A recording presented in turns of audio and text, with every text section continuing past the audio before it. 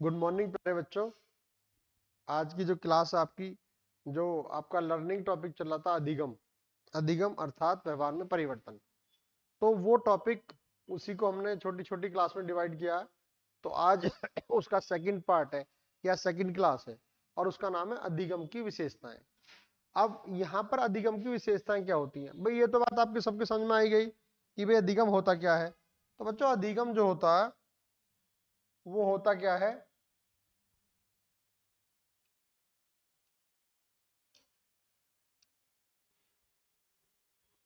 अधिगम का मतलब क्या है? व्यवहार में परिवर्तन, अर्थात change to behaviour. Change to behaviour अलग अलग साइकोलॉजिस्ट ने अलग अलग विशेषताएं बताई हैं। अधिगम क्या होता है ये पहली क्लास में डिस्कस हम कर चुके हैं। तो आज हमारा है characteristics of learning. Characteristics of learning या अधिगम की विशेषताएं। अधिगम क्या, कैसे कैसे होता है। तो बच्चों, पहला टॉपिक है आपका संपूर्ण जीवन ही अधिगम है। यानी कि आप बाल्यावस्था से लेकर मृत्यु पर्यंत तक सीखते रहते हो। अधिगम मतलब सीखना। तो इसमें पॉइंट नोट करने वाला है, संपूर्ण जीवन ही अधिगम है। व्यक्ति जन्म से लेकर मृत्यु तक वातावरण के साथ क्या करता है? इंटरेक्शन करता है। और हम जहां भी रहते हैं हम उसके साथ ऑटोमेटिक इंटरेक्शन करते हैं। तो वातावरण के साथ जो हमारी सक्रिय अंतःक्रिया है, यानी कि एक्टिव इंटरेक्शन, उसको ही हम क्या करते हैं? वातावरण के साथ हम इंटरेक्ट करते हैं, करता रहता है, जिसके फलस्वरूप वह जीवन पर्यंत अधिगम करता रहता है। कहते हैं ना जो व्यक्ति जिस माहौल में रहता है, जैसी रंगत वैसी संगत, तो अधिगम उन्हीं क्रियाओं के साथ चलता रहता है जिनके साथ हम रहते हैं, जहां पर भी हम रहेंगे। अब बच्चों, आपने देखा होगा ऐसे बहुत सारे गांव में, यूपी के या दूसरे स्टेट के, जिस गांव में बहुत पढ़े लिखे बच्चे हैं, और एक एक गांव में कई कई सारे आईएएस हैं, एक एक गांव में कई कई सारे इंजीनियर हैं, एक एक मोहल्ले में कई कई सारे टीचर हैं। और ऐसे भी बहुत सारे गांव हैं जो कई कई गांव में कोई भी गवर्नमेंट जॉब पे नहीं है, कोई अच्छा बिजनेसमैन नहीं है। तो कहते हैं कि जैसी संगत वैसी रंगत, हम जिस माहौल में रहेंगे उसी माहौल में हम ढल जाएंगे। तो यहाँ पर जो हमारा पॉइंट आया है कि हम पूरी संपूर्ण जीवन सीखते हैं, इसलिए व्यक्ति को अपना वातावरण हमेशा हेल्दी रखना चाहिए, पॉजिटिव लोगों के साथ बैठना चाहिए, क्योंकि वो उन्हीं के जिन लोगों के साथ बैठता है उन्हीं के साथ इंटरेक्शन करता है। सेकंड पॉइंट है प्यारे बच्चों, अधिगम एक समायोजन की प्रक्रिया है। समायोजन मतलब एडजस्टमेंट।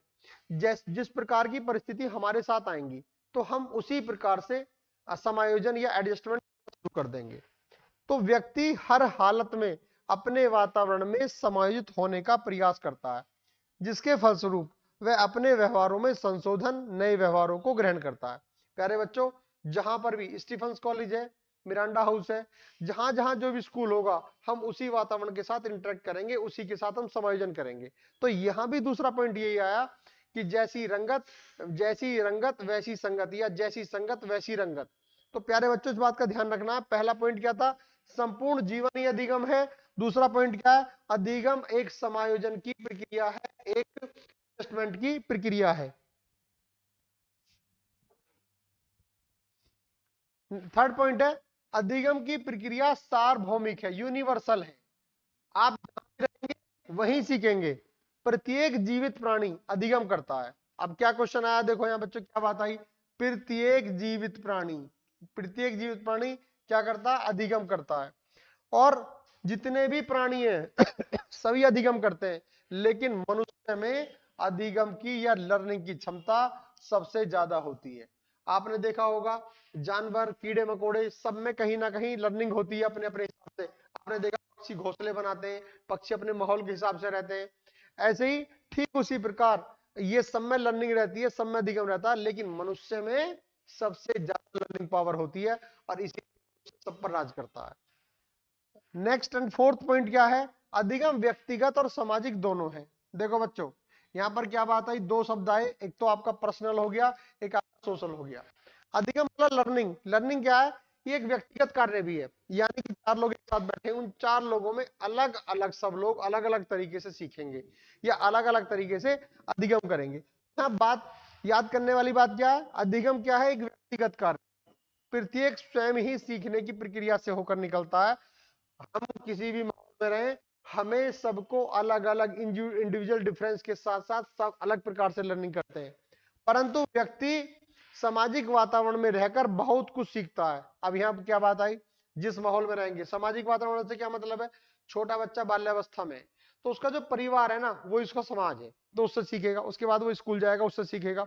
तो कहते हैं ना कि जो समाज, जैसा समाज होता है स्कूल भी वैसा ही होता है, या जैसा स्कूल होता है वैसा ही समाज होता है। अगर आप एनसीआर के कॉलेज देखेंगे, वहां के स्टूडेंट देखेंगे, अगर आप गांव देहात के स्टूडेंट देखेंगे, तो जहां जहां आप रहोगे वहीं आपका लर्निंग प्रोसीजर होगा। इसीलिए इस बात पर बहुत ज्यादा ध्यान दिया जाना चाहिए कि हमारा वातावरण कैसा है। तो यह पॉइंट क्या है हमारा, दूसरा व्यक्तिगत और सामाजिक हो गया। अब हमारा नेक्स्ट पॉइंट आया, अधिगम को प्रत्यक्ष रूप से नहीं देखा जा सकता। बच्चों जो लर्निंग है ना, जो व्यवहार में परिवर्तन है, उसको हम इंची टेप से नहीं नाप सकते, वो हम डायरेक्ट नहीं देख सकते, लेकिन हम उसको महसूस कर सकते हैं। यानी कि अधिगम को देखा नहीं जा सकता, बल्कि व्यक्ति के व्यवहार में हुए परिवर्तनों से उसके बारे में पता लगाया जा सकता है। कैसे मतलब, एक छोटा बच्चा है, जब वो 5वीं क्लास में, 6ठी क्लास में आ रहा, 7वीं क्लास में आ रहा, हर क्लास के आने से उसका लेवल बदलता चला जाता है, उसकी सोचने या थिंकिंग करने की शक्ति बिल्कुल बदलती चली जाती है। तो यहाँ पर जो पॉइंट आया, विकास जो होता है ना वो देखा नहीं जाता, वो महसूस किया जाता है। यानी कि उसकी लर्निंग जो होती है, जो अधिगम होता है, वो उसके डेवलपमेंट में दिखाई देता है। जैसे एक बच्चा साइंस का, एक बच्चा आर्ट्स का है, तो जब हम बातचीत करेंगे तो हमें बिल्कुल बातचीत करने में पता लग जाएगा कि यहाँ पर किस बच्चे का अधिगम या लर्निंग कितना है। अब इसके बाद हमारा नेक्स्ट पॉइंट आता है, नेक्स्ट पॉइंट आता है हमारा 6, अधिगम स्थानांतरणीय है। यानी कि अधिगम स्थानांतरणीय कैसे है, सपोज करो मेरा काम पढ़ाने का है, तो मैं पढ़ाने से संबंधित कौन कौन से कार्य कर सकता हूं आसानी से। यानी कि एक प्रकार की परिस्थिति में सीखे गए कौशलों तथा समस्या के समाधानों का उपयोग व्यक्ति मिलती जुलती दूसरी परिस्थितियों में कर लेता है। कैसे, अगर एक व्यक्ति साइकिल चला रहा है तो वो मोटरसाइकिल आसानी से चला लेगा, क्यों कि दोनों पर बैलेंस बनाना पड़ता है, दोनों को चलाना पड़ता है, और दोनों की प्रक्रिया मिलती जुलती है। एक पढ़ने वाला व्यक्ति, जैसे कोचिंग चलाने वाला व्यक्ति एक पब्लिकेशन का काम अच्छा कर सकता है, तो ठीक उसी प्रकार अधिगम स्थानांतरण का मतलब है कि हम मिलते जुलते कार्य आसानी से कर सकते हैं। तो ये बात भी बहुत इंपॉर्टेंट है। क्वेश्चन पॉइंट नंबर 7, अधिगम उत्तेजना तथा अनुक्रिया। बस 2 पॉइंट है, उत्तेजना तथा अनुक्रिया। यानी कि जिस चीज के प्रति हमें एक्साइटमेंट है तो उसके साथ हमारा इंटरेक्शन अच्छा होगा, क्योंकि हम उस चीज के लिए बहुत ज्यादा इच्छुक हैं, अंदर से हमारी इनर पावर उसके लिए काम कर रही है। तो उत्तेजना और अनुक्रिया के मध्य क्या होगा, एक मतलब एक रिलेशन होगा। जैसे किसी उत्तेजना के साथ सही अथवा वांछित अनुक्रिया का संबंध स्थापित करना ही अधिगम है। क्या मतलब है इसका, वांछित अनुक्रिया का संबंध स्थापित करना ही अधिगम है। यानी कि हम किसी चीज के लिए एक्साइटमेंट है, हमारा हमारा एग्जाम आ रहा है अभी, और हम एग्जाम के लिए बहुत ज्यादा क्या है, बहुत ज्यादा उत्सुक हैं, तो हमारी तैयारी पे कहीं ना कहीं फर्क पड़ेगा। तो एक्साइटमेंट और अनुक्रिया का आपस में एक बहुत बढ़िया रिलेशन है। यानी कि आप देखते हैं जिस चीज के लिए हम उत्तेजित होते हैं तो उस चीज के लिए कहीं ना कहीं हमारा इंटरेक्शन भी बढ़ने लगता है, हम उसके साथ अनुक्रिया करने लगते हैं। इसका पॉइंट, नेक्स्ट पॉइंट है इसका 8, अधिगम ज्ञानात्मक है, कॉग्निटिव। अधिगम भावात्मक है, इमोशनल। अब अधिगम मनोक्रियात्मक है, साइको, जो आपको देखते हैं ना साइकोमोटर। यानी कि ज्ञान का कार्य है, भाव का कार्य है, और ये मनोक्रियात्मक, यानी कि एक तरीके से एक्टिव होना। तो इंद्रियां और कम इंद्रियां। तो बच्चों यहां पर अधिगम हमें ज्ञान से भी आता है, ज्ञानात्मक तरीके से, भावात्मक तरीके से भी आता है, और मनोक्रियात्मक तरीके से भी आता है। मनुष्य जो कुछ सीखता है उसका क्षेत्र ज्ञानात्मक, भावात्मक और मनोक्रियात्मक होता है। कहते हैं ना, टीचर को एक बच्चे के साथ तीनों प्रकार से जुड़ना चाहिए, ज्ञानात्मक तरीके से भी, भावात्मक तरीके से भी, और साइको एनालिसिस के तरीके से भी, या साइकोमोटर के तरीके से भी। तो जब तीनों चीज एक साथ मिलती है तभी अधिगम बेस्ट तरीके से आता है, क्योंकि वह ज्ञान का संग्रह करता है, भावनाओं को ग्रहण करता है, और क्रियाओं को करने हेतु दक्षताओं को भी संकलित करता है। अब बच्चों बहुत इंपॉर्टेंट बात है, ज्ञान का संग्रह करना भी लर्निंग है, भावनाओं का ग्रहण करना भी लर्निंग है, और क्रियाओं को करने हेतु दक्षताओं को भी संकलित करना होता है। यानी कि ये क्या है, ज्ञान, दूसरा क्या है, भाव, और तीसरा क्या है, हमारा कौशल। तो अधिगम में ये सारी चीजें बहुत अच्छी तरीके से आती हैं। नेक्स्ट पॉइंट है आपका परिपक्वता, मैच्योरिटी बोलते हैं इसको, और अधिगम। बच्चों इन दोनों में अंतर बहुत अच्छी तरह क्लियर होना चाहिए, difference between maturation and learning. अब भाई अधिगम क्या है, अधिगम का मतलब होता है हम कोई चीज लर्न कर रहे हैं, और परिपक्वता का मतलब क्या है, परिपक्वता का मतलब है कि हमारी इंद्रियां या कम इंद्रियां उस काम के लायक हैं या नहीं। जैसे एक चिड़िया का बच्चा होता है, अगर हम छोटे चिड़िया के बच्चे को ऊपर से फेंक दे तो वो उड़ेगा नहीं, वो गिर जाएगा और मर जाएगा।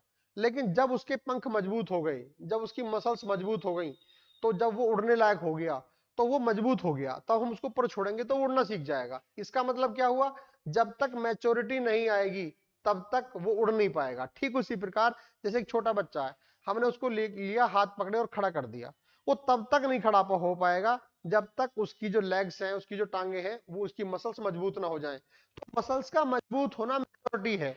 तो यहां पर जो चीज आई है निकल के कि difference between maturation and learning, अधिगम व्यक्ति के द्वारा उसके व्यवहार में वांछित परिवर्तन होता है। यानी कि अधिगम में क्या होता है उसके व्यवहार में वांछित परिवर्तन। यानी कि जैसे 9वीं क्लास का बच्चा अलग होता है, 12वीं क्लास का अलग होता है, ग्रेजुएशन का अलग होता है, तो अधिगम का मतलब एक लेवल के हिसाब से उसके व्यवहार में परिवर्तन आता चला जाएगा। पूरी होल लाइफ सबके साथ ही हमारे साथ ऐसा होता है। इसके बाद जो परिपक्वता की डेफिनेशन सुनिए, क्या परिपक्वता अनुवांशिक होती है।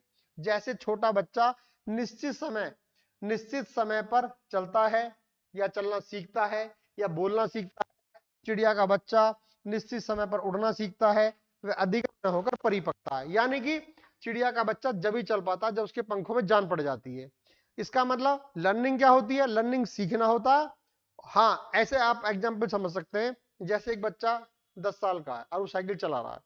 आजकल दोनों तरफ साइकिल के स्टैंड लग जाते हैं जिससे कि साइकिल गिरे ना। पहले ऐसा नहीं होता था, तो हम कैंची की साइकिल चलाते थे। तो कैंची की साइकिल हम जब चलाते थे जब हमारी मांसपेशियां मजबूत हो जाती थी। लेकिन अगर हमारी मांसपेशियां मजबूत नहीं होंगी तो हमें मैच्योरिटी नहीं आएगी, और मैच्योरिटी नहीं आएगी तो हम कर नहीं पाएंगे। जबकि लर्निंग वो है, हमारी मांसपेशियां तो पहले ही मजबूत है और हमने वो काम सीखा नहीं है, चाहे वो अपने 18 साल में सीखा, मांसपेशियां पहले मजबूत होती हैं। तो मांसपेशियों का मजबूत होना, मसल्स का मजबूत होना, वो मैच्योरिटी है। और किसी चीज को नई तरीके से सीखना, वो हमारा क्या है, अधिगम है। यानी कि उसी से हमारा व्यवहार में परिवर्तन है। ये अधिगम न होकर परिपक्वता। अब देखो ये आ गया ना, ये उड़ना सीखता है तो अधिगम होकर परिपक्वता। परिपक्वता शब्द किसने दिया है भाई, जो ये आपका मैच्योरिटी गैसेल ने दिया, गैसेल ने। क्योंकि मैच्योरिटी, अब देखो दो बच्चे एक साथ खड़े हैं, कहते हैं यार एक बच्चा मेंटली मैच्योर नहीं है और एक बच्चा मेंटली मैच्योर है। अब मेंटली मैच्योर बच्चा कैसा होगा, जो बच्चा रेस्पॉन्सिबिलिटी समझ रहा है, उसमें मैच्योरिटी आ गई है। और जो बच्चा रेस्पॉन्सिबिलिटी नहीं समझ रहा, वो शरीर से तो बड़ा हो गया लेकिन वो एक तरीके से मेंटली मैच्योर नहीं हुआ। तो बच्चों मेंटली मैच्योर क्या है, जब जिम्मेदारी का जो भाव आता है वो मेंटली मैच्योर से आता है। तो यह ध्यान रखने वाली बात है। तो परिपक्वता या मैच्योर जो शब्द आया वो गैसेल ने दिया। गैसेल एक साइकोलॉजिस्ट हुए। अब इन दोनों में क्या पूछा गया, अभी तक तो मैंने इनकी परिभाषा पढ़ी। हाँ, अब तक तो क्या पढ़ रहे थे, मैच्योरिटी और लर्निंग। अब बच्चों हमारे सामने एक नया शब्द आया, परिवर्तन। क्या शब्द आया, परिवर्तन। हमेशा होता रहता है, जरूरी नहीं है कि अच्छा ही हो, जरूरी नहीं है बुराई हो, लेकिन परिवर्तन होना चाहिए।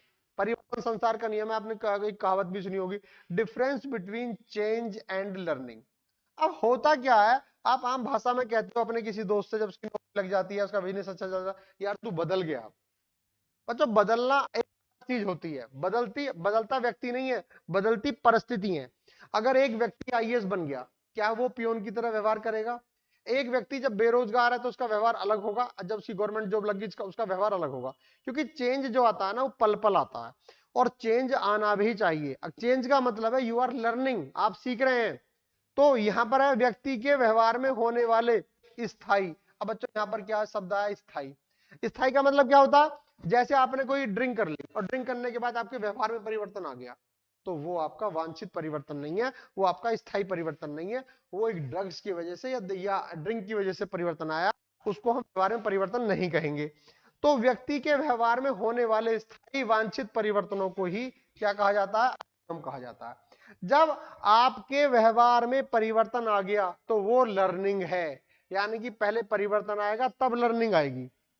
कहा जा सकता है व्यवहार में अवांछित परिवर्तन अधिगम नहीं हो सकता। अवांछित का मतलब किसी बच्चे को जबरदस्ती पढ़ाने के बैठा दिया आपने, पढ़ लिया थोड़ी देर लेकिन अपनी मर्जी से नहीं पढ़ रहा, तो उसमें अवांछित परिवर्तन है, वो प्रेशर से काम कर रहा है। किसी बंदे ने ड्रिंक कर कोई बदतमीजी की है, तो वो बदतमीज है नहीं, उसने ड्रिंक करके बदतमीजी की है। तो इसका मतलब क्या, अवांछित और वांछित को आप ध्यान रखेंगे अच्छी तरह से कि व्यवहार में अवांछित परिवर्तन अधिगम नहीं होते।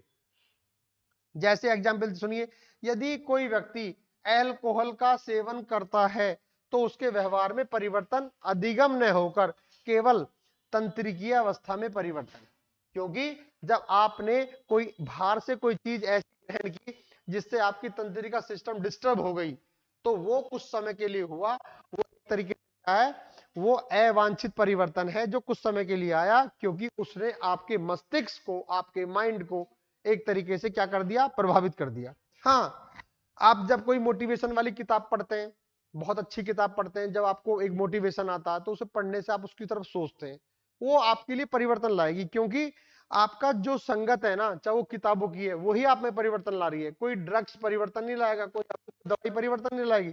तो हमारे यहाँ तीन चीज आई। नंबर एक क्या था भाई, परिवर्तन आया, और इससे पहले क्या, दूसरा क्या है हमारा,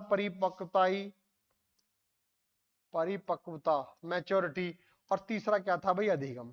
इनको एक एक लाइन में समझ लीजिए क्या है एक बार फिर। अधिगम का मतलब बच्चों क्या है, व्यवहार में परिवर्तन। परिपक्वता का क्या मतलब है, एक निश्चित समय पर मसल्स का मजबूत होना।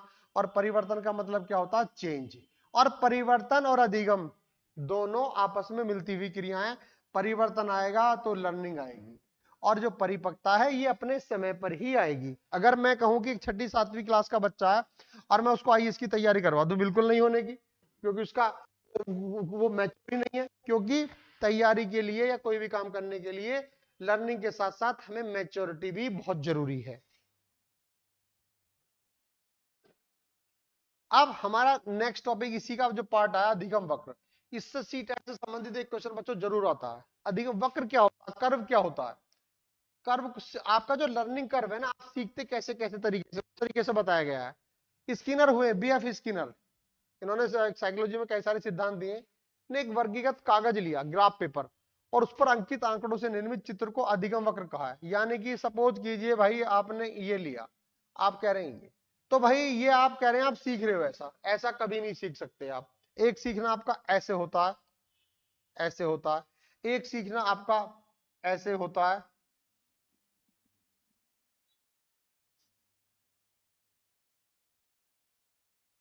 तो ये वाला तो है भाई मिश्रित, और ये वाला स्ट्रेट, ये कभी नहीं होता। और एक क्या होता है बच्चों, एक होता है ऐसे। ऐसे कैसे, पहले आप बढ़े और फिर आप डाउन चले गए, और एक होता है ऐसे, आप बढ़ते ऊपर को गए। ये पॉजिटिव है, कम से ज्यादा की तरफ। ये नेगेटिव है, ज्यादा से कम की तरफ। और ये आपका मिक्स्ड है, और ये आपका स्ट्रेट है। ये कभी नहीं होता ऐसा, ऐसा कभी नहीं होता। सबसे बढ़िया जो लर्निंग मेथड है बच्चों ये है, down up down up down up. और ये जो है ये आपका नेगेटिव है, पहले ऊपर की नीचे की तरफ जाते हैं, और ये आपका पॉजिटिव। ये चार लर्निंग करना, चारों ही बहुत इंपॉर्टेंट है, और इसको मैं आपको फिगर में दिखाता हूं अभी। उनके अनुसार अधिगम का वक्र किसी भी दी हुई क्रिया में उन्नति और अवनति का वर्गीकृत कागज का ब्यौरा है। यानी कि जो वास्तव में लाइफ में हम करते हैं वो हम कागज में सीखने की कोशिश कर रहे हैं। देखिए कैसे, अधिगम वक्र के प्रकार, टाइप्स ऑफ लर्निंग कर्व। सबसे पहले उसने क्या दिखाया, सरल रेखीय वक्र, इसको हिंदी में कहते हैं सरल रेखीय वक्र या स्ट्रेट लाइन लर्निंग कर्व। सीखने की क्रिया हमेशा एक समान नहीं होती भाई, ऐसा कभी नहीं होता भाई, कभी भी। कोई कहे मैं पढ़ता ही रहूं, कोई कहे मैं खेलता ही रहूं, कोई कहे मैं ये करता रहूं, हमेशा progress always can not be possible. ये है आपकी प्रोग्रेस, और ये आपका टाइम है। ऐसा कभी प्रैक्टिकल नहीं होता कि आप एक काम को बहुत स्पीड के साथ तरफ करते चले जाएंगे। तो भाई ये नहीं होता, लेकिन इसको सरल रेखीय वक्र कहते हैं। ये कभी बनता नहीं है रियल में। दूसरा बच्चों क्या है, ऋणात्मक उन्नति सूचक वक्र। ऋणात्मक का मतलब पहले ऊपर की तरफ गए फिर डाउन गए। इस वक्र में अधिगम की क्रिया में आरंभ में सीखने की अधिक प्रगति दिखाई पड़ती है, परंतु अभ्यास के बढ़ने के साथ साथ सीखने की प्रक्रिया की गति शिथिल पड़ती जाती है। आपने स्टार्ट किया कोई सीखना और धीरे धीरे शिथिल, शिथिल का मतलब ढीला पड़ना, कमजोर पड़ना, तो आप पढ़ते चले गए। तो ये जो प्रोग्रेस वाली लाइन और ये है आप प्रोग्रेस की तरफ ऐसे चले और फिर समय के साथ ऐसे डाउन होते चले गए। तो ये हमारा एक तरीके से नेगेटिव कर्व आता है लर्निंग का। नेक्स्ट पॉइंट आता है आपका धनात्मक उन्नति सूचक, पॉजिटिव के एक्सेलरेटेड कर्व। इस प्रकार के वक्र में अधिगम की क्रिया में सीखने की गति कम होती है, परंतु अभ्यास बढ़ने के साथ साथ सीखने की प्रक्रिया में उन्नति होती जाती है। अच्छा माना जाता है, पॉजिटिव है। देखो अब नीचे चल रहा है ना, ये अब धीरे धीरे धीरे धीरे धीरे कहां जा रहा, अब ऊपर की तरफ जा रहा समय, और यानी कि प्रोग्रेस हो रही है, प्रोग्रेस बढ़ती जा रही है और समय के साथ। तो ये तीसरा टाइप है हमारा। चौथा और लास्ट जो इंपॉर्टेंट है, जो सबसे बढ़िया माना जाता है, वो मिश्रित कर्व, मिक्स्ड कर्व माना जाता है। बच्चों यहां समझने की बात समझो क्या है। मिश्रित वक्र क्या है? Combinations S type curve. इस प्रकार के वक्र में पहले सीखने की गति धीमी होती है, फिर तेज होती है, बाद में फिर धीमी होती है, फिर तेज तेज होने लगती है। यानी कि ये देखो भाई, ऐसे गए, फिर ऊपर को चढ़ गए, फिर नीचे को चढ़ गए, ऐसे इस तरीके से पूरी होल लाइफ चलता रहता है। ये सबसे बढ़िया माना जाता है सिस्टम। और बच्चों सीखने का तरीका भी यही होता है, downfall, up down, up down, up down, up. तो ये सब चीजें ऐसे चलती रहती हैं। आज हमने जो टॉपिक किया वो कैरेक्टरिस्टिक्स ऑफ लर्निंग था, अधिगम की विशेषताएं। आप इसको पढ़िए, आपका एक क्वेश्चन जरूर लगेगा इसमें, और इससे कंसेप्ट भी क्लियर होगा। और जब तक अगली क्लास के लिए, हमने लर्निंग को कई क्लास में बांट रखा है, अगली क्लास के लिए जय हिंद, जय Bharat, thank you very much. Video को सब्सक्राइब करिए और लाइक करिए, थैंक यू।